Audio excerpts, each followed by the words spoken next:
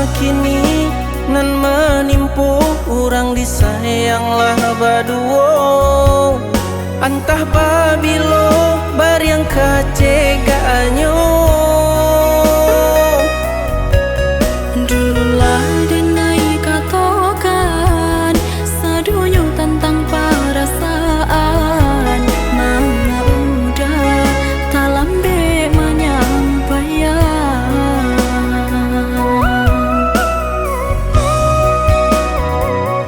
kini tiado guno haronan salamoko hanyo menambah luko di batinangko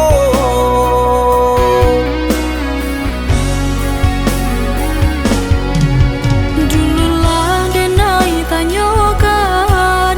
dek mandeh menyampaikan pesan pabilo di rumah kata pasang palaminan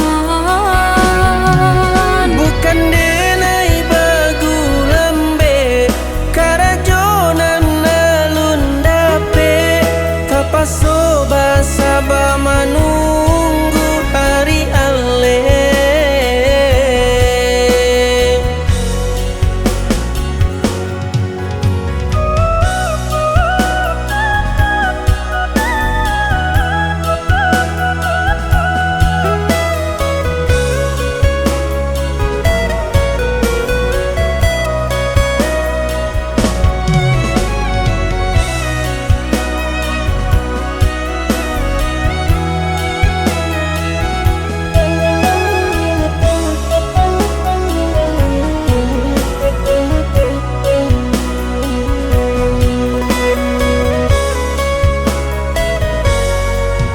Manya sakini nan menimpu urang disayanglah baduo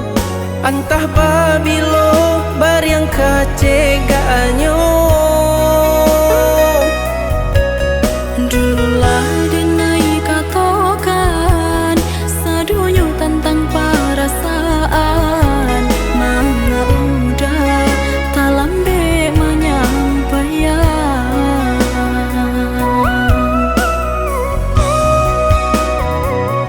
kini tiado guno haronan salamoko hanyo menambah luko di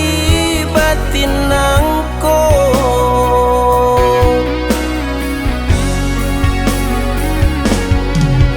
dululah denai tanyakan dek mandeh menyampaikan pesan pabilo di rumah kata pasang palaminan bukan denai bagu lembe karajonan nalun dape tapaso basaba manu